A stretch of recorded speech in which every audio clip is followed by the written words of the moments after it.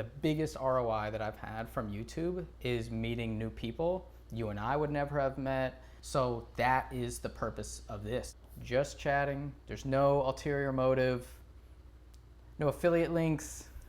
Just keeping it like how we just had that conversation a couple months ago. So I haven't seen you since then. I think because YouTube opened me up to like the ideas of how networking works. Because like when I first started watching your videos like a year or a year and a half ago, like the biggest thing you're preaching is like, this is a networking thing. Like you're like, this is just one piece of the networking pie. And so like, for me, that's what got started. It was like, okay, well, I'm gonna do YouTube videos to also network myself. And then I'd see you like, okay, I met with this guy, we had coffee. I'm like, oh, that's a great idea. Why haven't I thought of that? So I'm gonna go have coffee with people. And then it's like, you gamify it a little bit. You gamify the whole thing with YouTube. It's like, this is fun to film, but also what can someone glean from this moment that I'm having, and how can I be vulnerable with it to where someone's like, light bulb moment for them. Yeah, you know? but also like, I mean, I'll speak for me. Like, it's gamifying, but it's also like, how does this work for me? Like, how do I improve my situation with this? Because in the beginning, it was like just a pure, this is what I'm doing on set. I love watching like cranky cameraman's videos. I want to make my own. And then there's just these kind of like benefits that start rolling in, and you're like, oh, I could actually like double down on that if I wanted to. I could take advantage of it. Mm-hmm. Have you had like, what was like one of the first ones where you were like, oh, this could work out, like if I went in that direction? Like for YouTube or just? For YouTube. I don't really know if I've hit that point yet where I'm like, okay, yeah, this is like what the benefit of this is. I think the meetup that I kind of did off of yours was like a really cool eye-opening moment of like, wow, like 30 people does not sound like a lot till they're all in the same room, and like all those people bought a ticket to come to your meetup, and like when you finally get a moment to step back and like see everybody networking and talking and like new people making friends, and I don't know, it's just surreal, I think. So I don't know if I've had my moment yet where it's just like, oh yeah, like this is why I'm doing YouTube. But I think like there's just little bits and pieces here where I'm like, okay, I see why I'm doing this. I just don't have my North Star yet, basically. Yeah, let's talk about like how like having a YouTube channel has actually made advances in our career, because I've definitely had a few. Just taking away all the YouTube stuff over there, let's talk about me actually getting paid to work. I've had probably 10 to 20 jobs come in from YouTube, whether it's been someone directly hiring me. That was for, I've had a couple of those. One of them was for TD Bank, and then which parlayed into a rehire for the Mini Cooper job I did recently. And then I've had other people refer me because they hear me say that I'm from Orlando, and they said, hey, my colleague is looking for someone there. Do you want me to connect you? Yeah, definitely connect me. And that comes to me doing the stuff I normally do, like one-man band, corporate type of stuff, but like just straight money into my account that I wouldn't have worked that day, or I wouldn't have made that network connection, or I don't know. It feels like it's like everybody's helping me market me, which I didn't expect that. Well, there's like two things off of that. It's like, one, it's like that saying of like, it's all about who you know and who knows you. Like you can have the best quality content in the world, best work ethic, but if no one knows you exist, like you're never going to get hired. So putting yourself out there, especially with social media, is really important, especially in this day and age. And then it's like how you market yourself is going to be how people like also perceive you.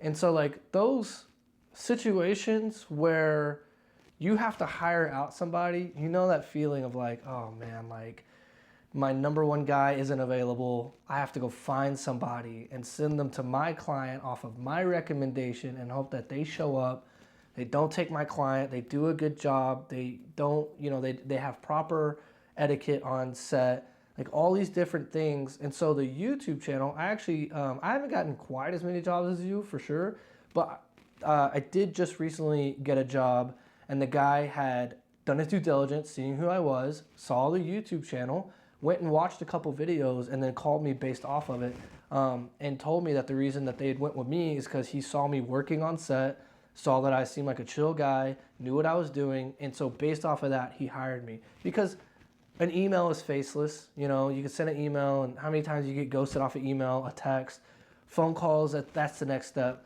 But then I think the YouTube videos are just vastly important because you just get to know the person. And like, if I gotta go hire somebody for my shoot and I have an opportunity to see them on set and working, like, yeah, that increases your chances tenfold for me to be like, okay, I can trust this guy. He clearly knows what he's doing. You know what? You know what I just thought of? We're getting more return off of marketing, off of showing us than off of showing our deliverables. Yes. Like, I sprinkle in the deliverables when we can, when you can, when it's not NDA, but like 99% of the video is just setting up, fixing minor things, thought processes, breaking down, traveling to the next gig. Which I feel like if you had told someone, hey, let's market you to get more work, you'd be like, all right, show how good a work you can do. And like in our sense, it's like we're showing you how well we work. Right. Under all these conditions and stuff, yeah. Yeah, and like we can show the final frame and stuff here and there, but when, like you're saying, if you're bringing someone else in, I really want to know how they work, their attitude, their stuff, because like for the stuff that I'm doing, it's not very high level. So a lot of people have the skill to do it. So then the next variable is, are they a good addition to the set? Do they bring the vibes up, or do they kind of like stay over here and you don't hear or see them? That's fine too. But as long as you don't bring the vibes down, disrespect the client or anything like that, then it's like, yeah, this is a great vetting tool for people to see how you work. Yeah, I mean, it's just like if you go on social media and stuff and like you're checking out somebody's page, I don't know how many times it's like all you see is work, work, work. It's like even like their, profile photo, maybe like them holding their camera up. And you're like, who is this person? Like, Yeah. I know nothing. Like, yeah, your work is good, but I don't see anything about you. Like, and so I know for me personally, when I'm hiring out, it is difficult for me to want to hire somebody that I can't get any kind of just like vibe check off of or something. Because it's like, I don't even really like wasting my time like trying to vet all these people and get on calls and like see if you're good or not. And so, yeah, it's definitely a weird one. And I've worked with plenty of people who aren't good, essentially, or maybe they're new, but they're great. Like they got hustle. Then you work with people that have been at it for a while. They're slow moving. They're kind of jaded, almost angry. And it's like, dude, I'm getting there. Like, I'm getting there. I'm yeah. close. I think we all are, man. This freaking, like, the realm we're in right now as creatives is just like, it's like, I know we talk about it a lot in the DFW filmmaker chat. It's just like, it's frustrating. It's tiresome. It's exhausting. People constantly want to undercut you. People undercut themselves. And it's just like, it's a never-ending cycle of like trying to convince people why they should be hiring you and how much work we do. It's like crazy. It's like you don't go to Walmart and like bargain your prices, like you want to pay. It's like, I don't know. It's just a weird thing. And I'm sure it's everybody who's in commerce and like freelance and stuff, but well, who are you talking to when you're trying to validate your prices? Who, like, are they the owner of the company? Is it the production manager? Like, who? I don't know. Like, a lot of the times I'm getting these leads like through Bark or Production Hub, right? It's like you're kind of just talking to whoever they supplied the contact to. So, you're going there and like maybe this is where like I definitely I have a learning lesson, especially when I'm trying to transition out of these like lower prices and stuff to the new, like my new rate that I'm trying to get. It's like, it's just trying to navigate like, yeah, you're paying me a few $1,000s for X project, but this also requires me to hire person A and person B. But it's like the constant, like trying to reassure them that, you know, you're not getting gypped or whatever. And then you're constantly dealing with the guy who's willing to do it for 8,000 instead of 2,000 or whatever. So I don't know. I definitely need to find ways to navigate to, like, I prefer phone calls over everything. I just prefer to get on a client call. You told me that recently. You're getting more success by, instead of emailing the lead, just, hello, this is Jared. Yep. I can fulfill these. And you said it had a much better conversion, right? Yeah, because even on Production Hub, what I'll do is a lot of the times I'll get the contact info. Most people don't put their phone number on there. So I get the contact info, and it'll usually be like jared@lensofjared.com or whatever. And so then I go to lensofjared.com, and most of the time they'll have our team. So then I go to our team, and I find that person. And then, like, sometimes you get lucky, they have a phone number, you can call them. Sometimes it's just a contact number to the agency, and I'll call that. But I just try that route first, because 9 times out of 10, the email goes into the ether. Like, you hear nothing back, or it's like you'll get a couple responses, and I hate trying to discuss prices over email, because it's just so easy for someone to get sticker shock or whatever. They just look at the price and they move on, you know. So, and also, I don't know about with you, so I'm going to bounce this back to you. When you give your price to somebody, is it a conversation, or is it like, this is the price? It's usually, this is the price. But that doesn't mean, like, per the rules of engagement, they can't say, could you do it for this price, right? Yeah. But that is how I started, and I don't even know if it's. I think in like earlier on, I was saying, like, hey, this is the price for this, and then I would kind of add like a little clause that was like, you know, but we can work on not negotiating, but basically I was saying, like, there's some flexibility, there's some wiggle room, and I don't even know if that made a difference, if it made a negative difference to be like, oh, he's not firm in his prices, and maybe he's throwing it too high because he knows we're gonna knock it down, you know. So I just started saying, this is the price. But then, you know, I've had other ones where they contact you and they're like, this is the price, and sometimes it's way over what I would have charged, and I'm like, I like that. Dream situation. Yeah, that has happened maybe like 5% of the time, like not too often, but I have had some of them where I have to, like, especially if it's on a call, I have to be like, yep, that's completely normal. That's very close to what I charge. I think I can make it work, you know. Yeah, you kind of got to play the game. And I also take like a pretty wide range of rates depending on if they've been a client for 5 years versus if we're talking right now for the first time over email. So there is some flexibility in it. Yeah, I think that's interesting, because I was talking to Peter. We had like a 2-hour conversation, Peter Mokri, the other day, me and him, and he said that he will never give a discount until after the 10th time someone has worked with him. Then they get a 2% discount. He's like, that's it. He's like, that's it. He's like, because my rates are my rates, and like, it just is what it is. Like, you know, he sticks to it. And I mean, Peter's a very, very successful person, but I like the idea. He either said 2 or 12. I'm pretty sure he said 2. But dude, I like the idea. 2 is disrespectful. He probably said 2 is 12. Kind of funny. Maybe he said 12. I think 12. I should double check that. But either way, you know, it's like a discount or whatever doesn't happen till after the relationship has been established. Because, like, if I don't know you, like, why am I having to undercut myself?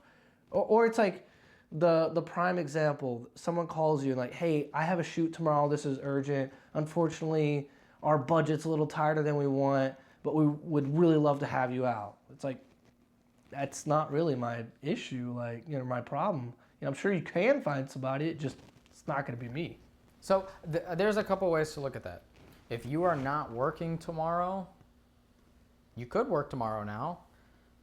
Is it like yeah. 20% lower than your rate, or is it like 50%? Because if it's 50%, Right. like you're gonna be like salty the whole time, you know. Yeah. Of course. But if it's like, oh, it's 20% lower than what you normally charge, could get a new network out of this, could get a new client, repeat work, referral, meet someone else on site. Like there's a lot of upsides rather than just the flat rate of me doing the work there. But that's crazy. Oh, sorry, you go off that. No, all I was gonna say is like, yeah, there's definitely times where it's, you can flex a little bit, or like you say, I definitely live under the motto of like, I have a shoot this Wednesday coming up with somebody, and it's, you know, quite a bit below my rate, but like you say, it's like I don't have anything going on. It's somebody I love working with and stuff, so it's like, yeah, why not? But yeah, I completely agree with that. I think I heard a really cool thing. It was the 3 C's, and I think it was from Mark Bowen was saying it. He said it's either got to be creative, passion project type stuff, community, just trying to meet more people, or currency. Like if it doesn't hit one of those, and like after I heard that, I was like, yeah, that actually is how it usually falls into place. If I'm not getting like some creative expression that like I want to try this but I cannot do it on my paid client work, this would be the perfect opportunity. That's super valid. And then community, like, dude, I'm about to be with those guys on set, like that is the door that I need pushed open. I will gladly take, you know, half rate or whatever it is that opens that door, because I can't pay to get that door open. So even if it's half rate, it's like, dude, I'm getting paid to have that door open and me get into that system potentially. Or currency, like just money talks. Like I'd be happy to do it, and if it's my rate or higher, do it. Yeah, and I definitely think that this is a deeper conversation we can go into like later for another episode or something. But because it's like, it's just the spectrum is so wide. Like, person A is gonna say, yeah, if you have a great free opportunity, take it.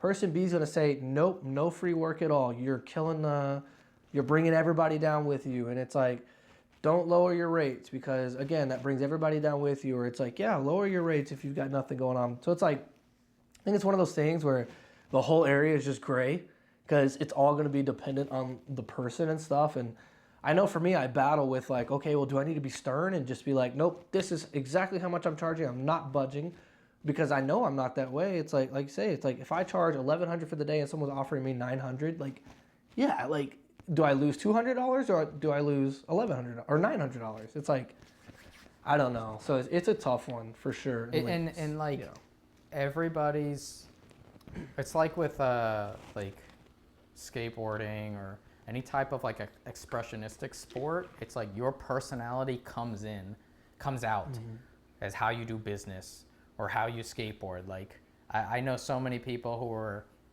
they're just like wild all over the place, and then they channel that into skateboarding, and you're like, oh my gosh, like you are reckless, but you're like doing things that I would never do, because I have such a higher, you know, safety zone that I need to operate in.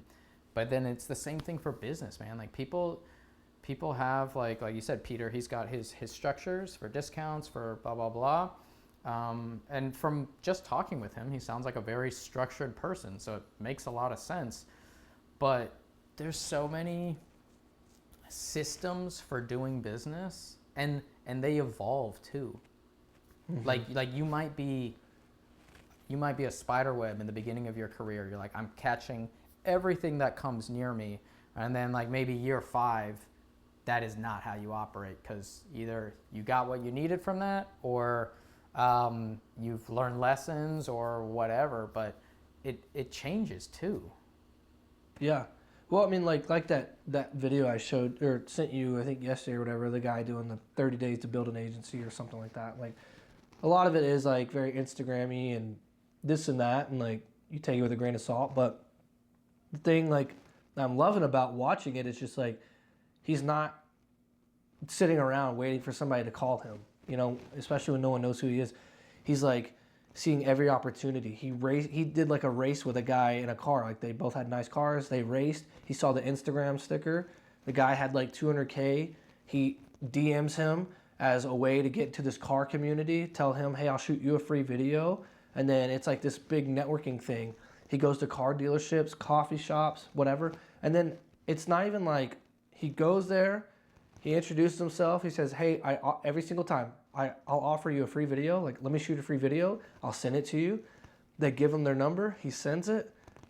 If they don't follow up within a day, he shows right back up. He's like, hey, Brian, what's up? Like, did you get the video? What'd you think of it? And it's like the ability to just like get out there, find the clients, and again, just get people to know who you are. Because if they don't know who you are, you're never going to get hired. Because, like, why would you if you're just a nobody?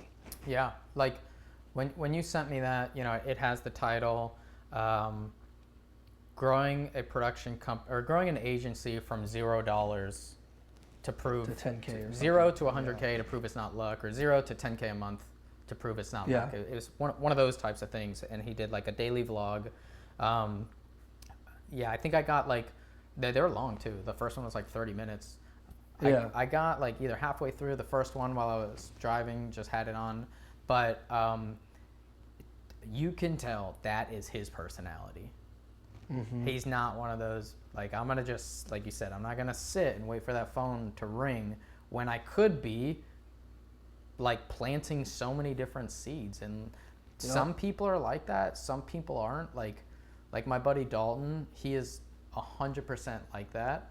Like, we've been on our drive from Cocoa Beach to Miami. It's like 3-4 hours. Or going to the Keys or something, which is like 7 hours. And he will see a billboard of like Ocean Aquarium, Key West, and it just goes by. And he'll just like grab his phone, take the picture, and then he'll say, hey, someone look that up. And then look it up, find the contact page, calls them. Hey there, we're doing some video production company stuff in the area. We have one afternoon open. Do you guys want? It's the exact same thing. And that became a huge client for him. He did repeat business with them. And then I think it was like the father company who owned them owned a zoo. So then he went over to that. Yeah. That's a little, I don't know, it's a little too much for me. But that's fine, because you want to go with the direction that you're most comfortable with. Like, I don't want to say you never want to be uncomfortable, but like, there are approaches that take advantage of your personality traits, and like, definitely go towards that. Yeah, I think 100%, because I remember right before COVID happened, I went out and handed out business cards, and I talked to business owners. There's just like the strip of just like different stuff.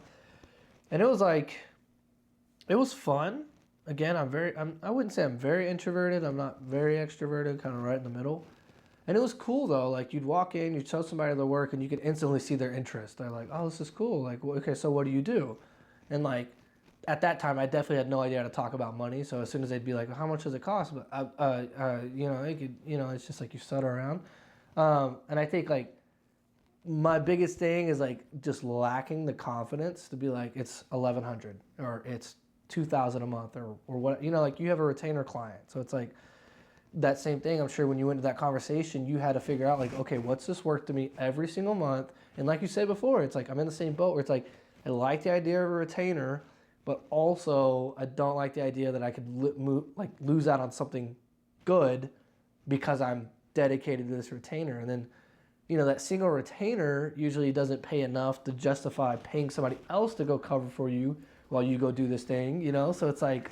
Yeah, dude, I've lost out on so many projects because of that retainer, but I'm charging as a production company for that client. Yeah. I don't charge as a production company for most of my other jobs. I charge as a DP plus gear, but with charging as a production company, there's like, my friend called it like padding, which is just, this is in case something else comes through that you have to pay for that you do not want to bother the client about. Hey, can we do an extra 250? And they're like, well, hold on, we're doing stuff over here. What is this? And so he just called it padding. He's brave. He's doing 20% on top for padding, and then he's doing 20% on top for company profit.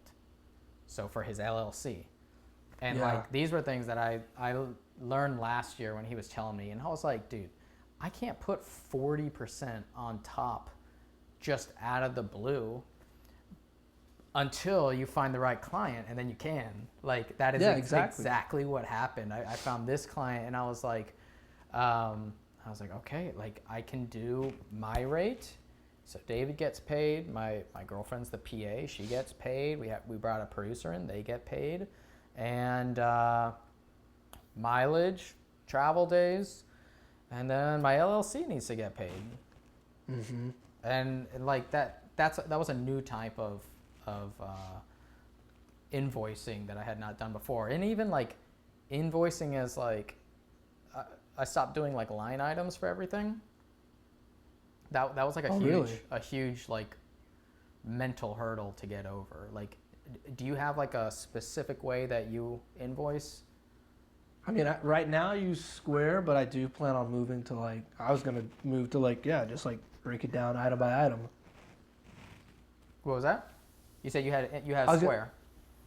Yeah, I use Square, but I was going to transition into breaking it down item by item type thing.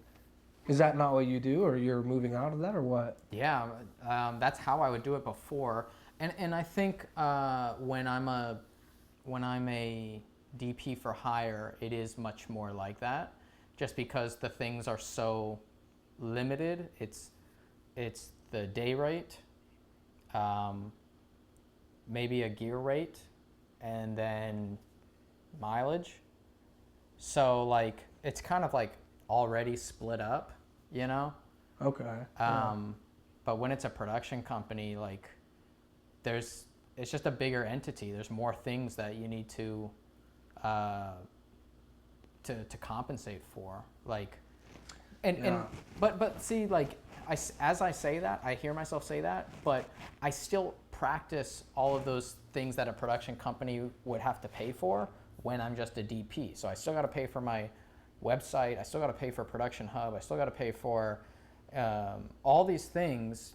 So, you know, maybe that should be included in my day rate a little more.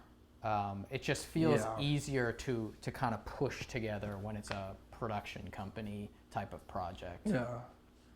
I think pricing is just like the toughest part for anybody. It's like for the longest time, my biggest hurdle was to get past $900. The idea of charging someone $1,000, it's like I just couldn't get it off my tongue. I was just like, nope, that's it. I didn't even know what the fear is or whatever.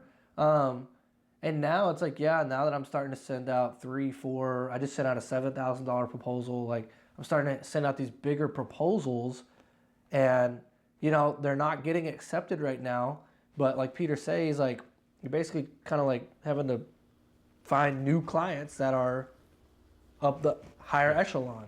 100%. And so, you know, it's like, it's getting easier for me. I'm not even gonna lie, I totally stole Tommy's like blueprint for pricing. He has his rates on his website, and I looked at it and I kind of just like followed that blueprint, and my prices are different, but it was such a good place to know, like, okay, like this is what Tommy says he's worth, and this is what he's adding. And Peter got onto me too, because it was like, person would charge me, or you know, pay me $1,100, right? That's like, let's say that's a DP and gear.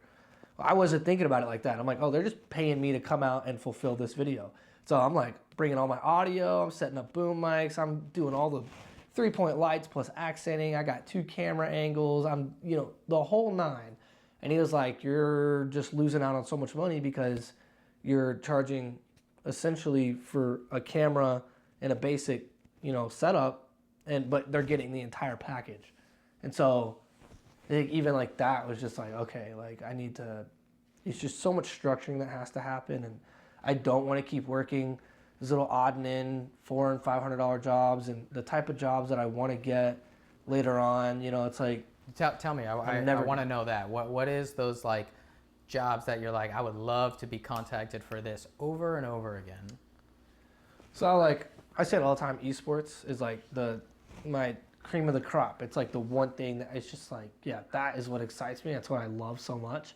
And I think it's like definitely my highest skill set is media days for esports. So like give me your team in a studio and I'll make something dope. Or just like, let me follow your team around at an event, or let me just film the whole event. Like I'll just do a whole event recap. And like, I think I've like honed that skill. This is gonna sound egotistical, but I think to a point where I'm like, I'd feel like I'm in the top like 10 or 5% of like people in esports that like shoot. And I think it's just because I love it so much, and I've been doing it for 4 or 5 years. But now I want to move into like actually being a production for these things, and like I'm fixing to start. So I have Film Club here, which is like my community-driven thing. Eventually, it's going to be more than what it is now, but that costs money and time. But I am fixing to start a film club production, like whatever. And the target niche is going to be esports. So it's like, especially because a lot of teams are moving here in Dallas. They want YouTube content. They want like roster announcements. They need hype videos for the events. They need people to film their teams. And I want to fulfill that. And I don't know if it's going to happen. This is super early, so I'm not even going to go into too much detail, but I potentially got the biggest deal of my career. The hook is out there. So they contacted me. I'm trying to reel it in. They contacted me. They said they had been following me. They got recommended my stuff. She loved it. She's a content director for a massive gaming developer. I'll just say that.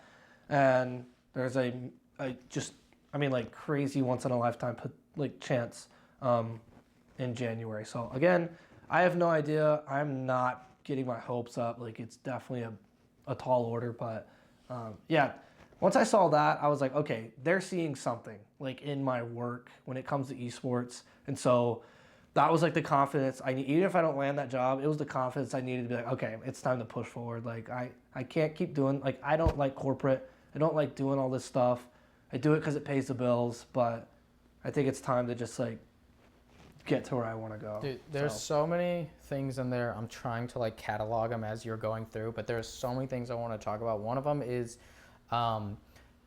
you have repeatedly said on your channel, I'm the esports guy, which is you can just brand yourself on YouTube. Like it feels weird because you're like, oh, you feel like you brand yourself with the jobs you're getting, but you can brand yourself towards the jobs you want to get, and you can just say it. And if you have any way to back it up, whether it's you just talking more about it, or maybe you can get on one of those shoots, or you could talk to someone else about it. But as long as you push out that direction of content on your YouTube, it does push you in that direction. Yeah. Like for the thing that I was talking about where someone knew I was in Orlando, it was for a documentary job. And that was because I kept saying on my channel, like, I want to do more doc work. I want to do more doc work. And then when he sent me this was the biggest type of documentary work that I have done. Oh, and I didn't, to your point, I have the skills. No one knows that I am available. And like that is like such a big thing on YouTube. So like you can just say, I want to do this. You don't have to lie and say, oh, I do that. You can just say, I want everybody to know I'm pointing that way.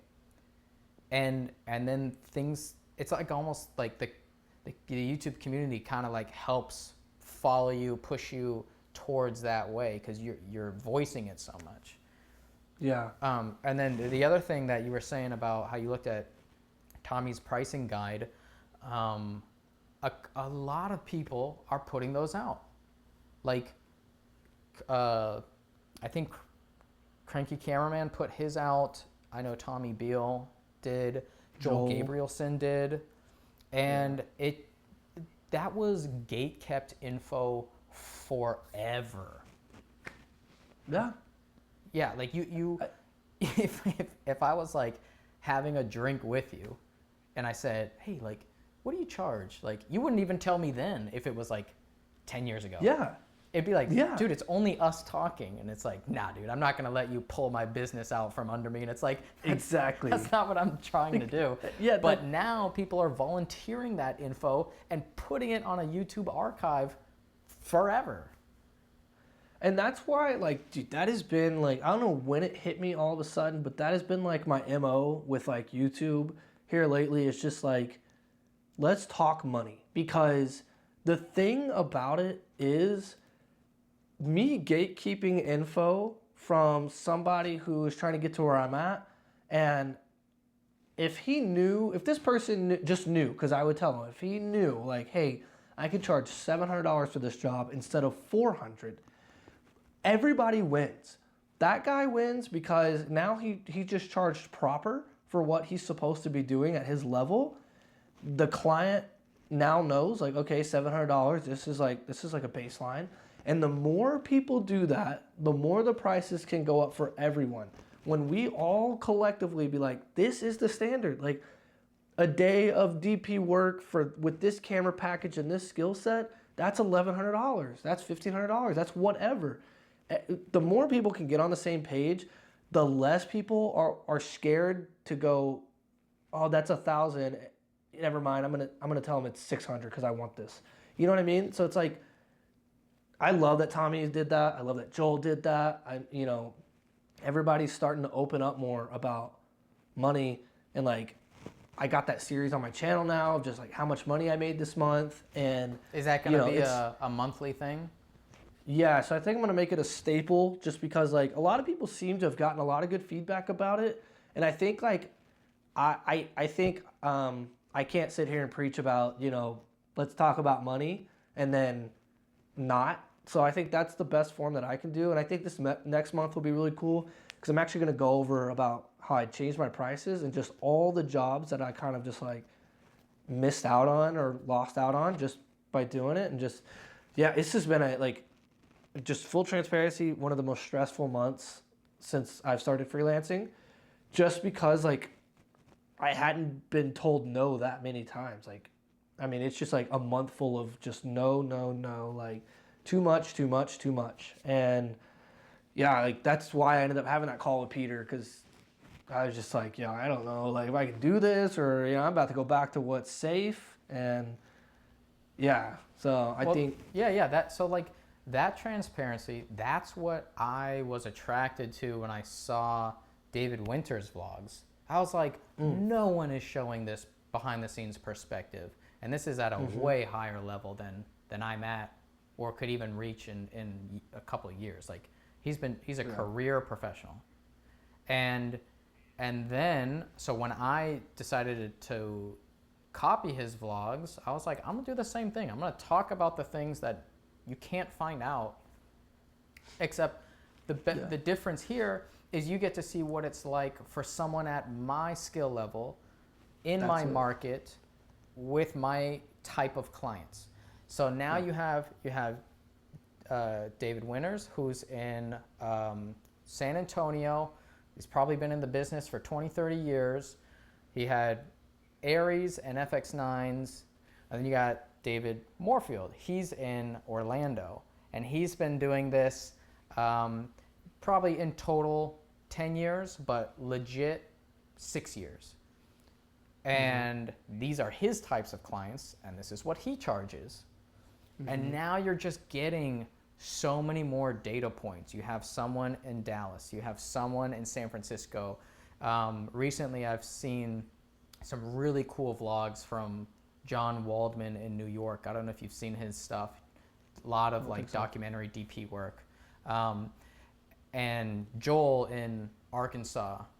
And now the people who are watching have reference. Oh, there's also Alberto Mendoza in San Diego. So it's like, dude, this is not to tell you like, oh, this is what you're doing wrong because look at what he's charging. It's look at what this type of client in this market is paying. Yeah. And now you can use that info to build your company up, and you have, at least you have context now. Because like you said before, it's, you just like, I think I could do more, but I don't know. Yeah, it's like you're so scared to lose this client or lose out on money or something. And I think a lot of us are in a position where it's like $1,000 is, you know, like that's $1,000. Like I would happily take $1,000 right now. And so like when you're just at at a disadvantage of just the unknown of just not even knowing where to start. We've all watched videos of how much do I charge and how do I price, and they're always the same thing. It's like, well, you know, it kind of depends on your level. And it's like, that is true, you know? But at the same time, what we know is not always what the client knows. And if you know that you can walk onto this shoot and make the client happy, that's all that matters. So that's $600 for whether I do it after had been filming also for 10 years, or whether you can do it after only been filming for 2 years. If the end result is that the client is happy and they walk away with the product that they were hoping for, then that price point really should just kind of start being standardized. And like the thing about that is like, you know, what I'm going to charge at 10 years experience is going to be different than what you're going to charge at 2 years. But I still think that like the bottom line is what the conversation is about. You know, like, hey, let's say you're getting into this. Person wants one camera, one mic, one light. Okay, we're looking at $600 right there. Learn how to charge for travel. Learn how to, you know, think about your subscriptions and stuff that you got going on. How long does it take you to upload your footage? How much does it cost to have that server and stuff? And like, it's just things little by little over time. And I think for me, like going back into freelance when I did and then stumbling across your vlogs, it was less about the money since I had done it before, like freelance, and I kind of had an idea of what I should do. And it was more about how do I get back into this? How do I network again? What is set like? It was kind of like, it was crazy how I was like so scared of the first couple shoots to like go on these shoots and be the guy that they're hiring to set up the audio and the lights and the cameras. And it's like, man, like I come from esports where, you know, everything's grungy and dark and RGB and yada yada, to now it's like this guy in the corporate high rise wants flat key light with, you know, yada yada yada, and it's a production company hiring you, so they know what they're looking for and looking at. And then like being able to watch these vlogs is just like, I think also just a good way to shadow somebody, and like I think there's a value in that as well. Yeah, and the shadow is almost more important when you get to see what a low-level production looks like, because those are the people wanting to see that are the ones who have no clue what the structure is. So that kind of comes in when I do the paid consultation calls, because I feel like I have a good bit of experience, I have a good bit of structure, but I can still speak beginner. I can still tap into those things that you're like, no, I haven't dealt with that in a while, but yes, I do remember going through that. Where you talk to some other people who have been in their career forever, and they're like, well, I mean, when I did that, that was decades ago. It's not even relevant to what you would have to do now. But recently I've been having more talks with the YouTube guys, and Tommy was telling me this the other day. He's like, dude, like the one like biggest thing that I get from your channel is like your ability to like corral people together, whether that's like in a filmmaker meetup in whatever city around the US, or that is just on YouTube and in the video bringing people like in, like, hey, look at what this other guy did in his video, and I'm watching it and reacting to it and saying, now I'm gonna do something based off that. So so that has kind of like made me want to capitalize on that and take advantage of all these people who are doing their professional work and having this YouTube thing on the side, and they work together, and one pillar helps the other one rise. They both are beneficial to each other. So Yeah. I want to kind of like bring more awareness to this like YouTube class that is coming up, because I'll put myself in it, I'll put you in there, I'll put Tommy, Josh, Joel Gabrielson, I'll put David Winters, like all these people who are like kind of at this early forefront type of push yourself, push your work, push community. And that is kind of like the purpose of this long form conversation. Like, I don't want to call it a podcast, but you know, I want to talk to all of those people that I do have conversations with already. And like you said in the pricing thing, if I can build me up and then I can build someone else up, that helps build all of us up. So that is like all in all to say, I want to do more of these with you, with all the people that we already talked to, but also I want to do a national tour for the filmmaker meetups next year.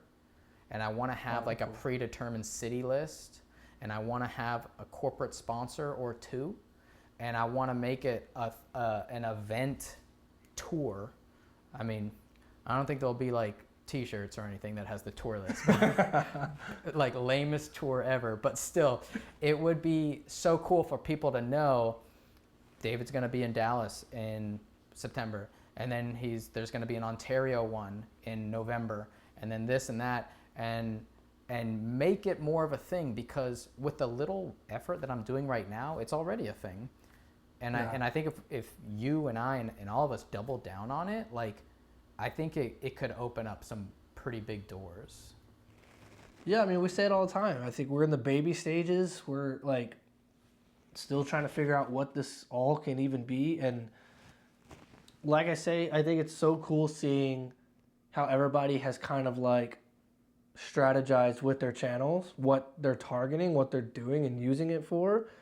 And like I say, like, I agree with Tommy. I think you've done a good job of making it communal and bringing it together with the meetups. And then you're, I think, a lot more like open about like, this is what I'm doing today. This is what I'm working on. Here's me working on my camera for 15 minutes. Like, you know, whatever it may be. It's just kind of like, here's just info that somebody might get something out of it. And then, you know, I personally, I think out of all of us, Tommy has done the best job of creating some kind of storyline.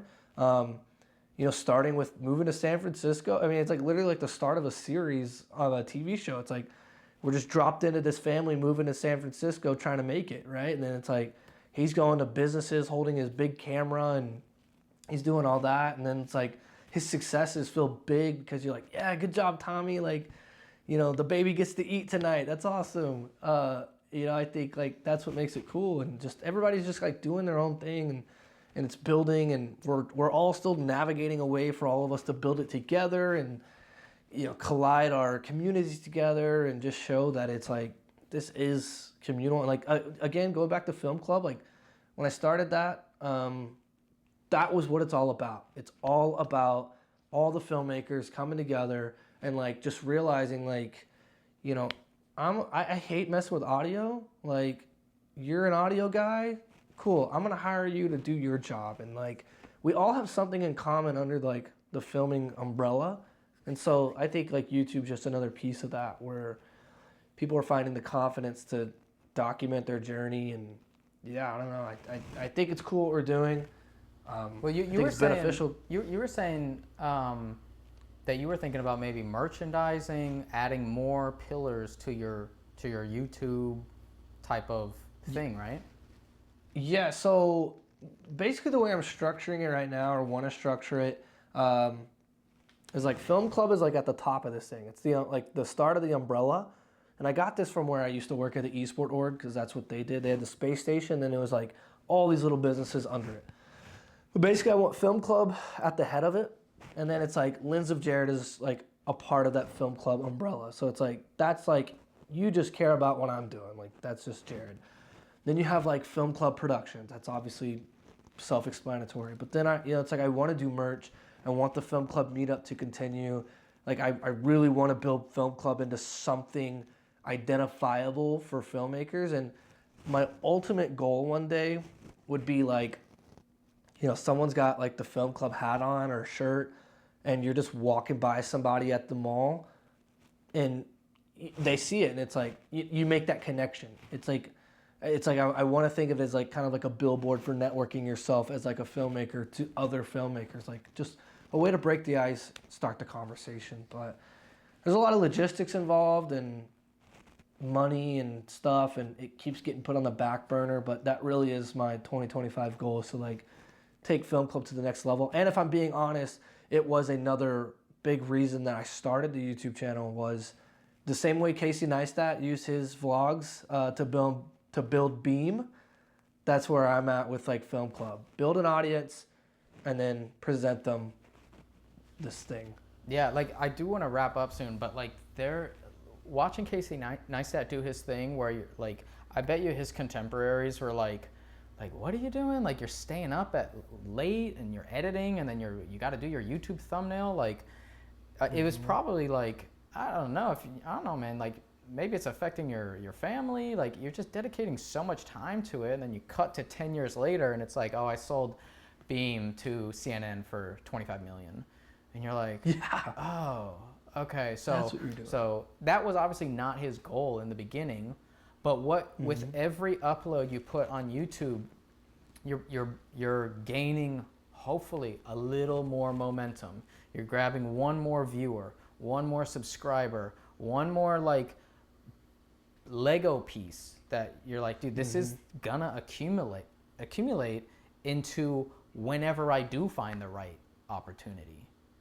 Yep, 100% agree. Yeah, and like, I think that is like, I think it's at the stage that we're both at, where it's like, okay, we've got some momentum with YouTube and the vlogs. So I have a connection with the audience, and it's helping my work. I'm getting some more work. I'm getting some more connections. I saw that you just were on a job that was essentially completely casted, like crew sourced from within the Dallas chat. It was with Peter. You were gaffing. Peter was producing. It was like 3 or 4 guys from within that Dallas chat. I just saw it on Peter's YouTube video today. Yeah, I wasn't on that one, but yes, it was like you say, like there's a lot of connection there. So, dude, so many, and now it's like, okay, now that we've got this kind of like this flow going, it's like, what else can we do? Because this can be a springboard. This can be you of just saying what you said about your goal is to have it go here. Like, that is now concrete in digital, like other people are aware now that is your goal. Who knows what the right person is that might hear that could be able to help. Right. It's just like every time I think if anybody's starting their own YouTube channel, my advice is do not come at it with let me tell you how this is done. Because if you don't have any proof of concept on your channel, who are you? Why are you telling me how to do it? But if you come at it with, I'm doing it this way, I think this is the best route because of ABC, and then let me show you if it worked out or not. Okay, it didn't work out, so we're gonna pivot for the next one. Or it did work out. You get people in the comments who are like, I could have told you that. You should have taken into consideration this, this, and this. And I'm like, ooh, free information. Thank you. I appreciate that. Like, that's just so valuable with YouTube, is if you are a little authentic and you can kind of place yourself at the level of the audience, not above them, then it's a free-flowing conversation. I always say, if you're gonna do these, talk to the camera like you talk to a friend. Like, don't talk down at your audience. Don't over-explain. Just talk. Just talk to. I have so many rambles that have been cut out because I just start yapping. I just talk, and then I'll go through and I'll cut out the pieces that I think. I even did it today. I've got to upload a video, and it's just like, it's actually me talking about Film Club. It's like, that's all I'm doing. I'm just like, and I'm not even talking about what it is. I'm just talking about, you know, this month was a hard month, like changing prices. It's been very stressful trying to build film, this and that. Like, I'm just laying it all out. Like, hey, I'm a normal human. I know a lot of people saw the how much money I made video last month or whatever. And a lot of people were like, oh, this is so motivating. I can't wait to get to this level and stuff and blah, blah. Then you come into this month and it's like, I have not hit that number or whatever. And, you know, especially with net 30s and stuff, it's even more where it's like, I'm starting to see like holidays coming up and esports season is coming to a close. All the worlds are happening, you know, all the video or the like major events. And so then, you know, it's like, okay, well, come back next month and we'll see if I'm still motivating you or not, because this is the reality of it all. Dude, I love that teaser. That was that's dope. Because it's real. It's like, yeah, I did have a great month. This month, it's a little different. And then holiday seasons are usually slow for everyone in this industry. So especially like late December, sometimes January kicks up for me, but like late November to December is like, it's a lot. You know what it is? For me, it's a lot of, we're planning to do it. And then you get close and they're like, yeah, we're not doing it. We're pushing it to January. That happens. That's next quarter. Yeah, that's a next quarter thing. So this chat went exactly how I wanted it to go, just like one of our normal conversations. I yap so much. So like, as a fellow yapper, I think we probably both made our girls like a little happier that we just had that brain dump. Or the other option is we're gonna go to them and be like, I got some new ideas from this conversation I just had. Check this idea out. Yeah. And she's like, oh my gosh. But here we go again. This is exactly what I wanted to show. I want to keep doing them. This was your idea, and I want to use it as an instrument to like bring us all up. Yeah, 100%. I think this is cool. Hopefully the audience likes it. I'm sure we'll get some feedback. I think this will definitely fit well on your YouTube channel too. And I'm excited to see kind of where people, you know, what people think of this. And who knows, maybe eventually it's you and Tommy, or maybe all three of us, and like just kind of keep seeing what conversations we can open up. And maybe this is a good way for when people have to drive 3 hours to the next shoot, kill an hour of their time. So yeah, I appreciate it. This was fun. Absolutely, man. Cool. That's it.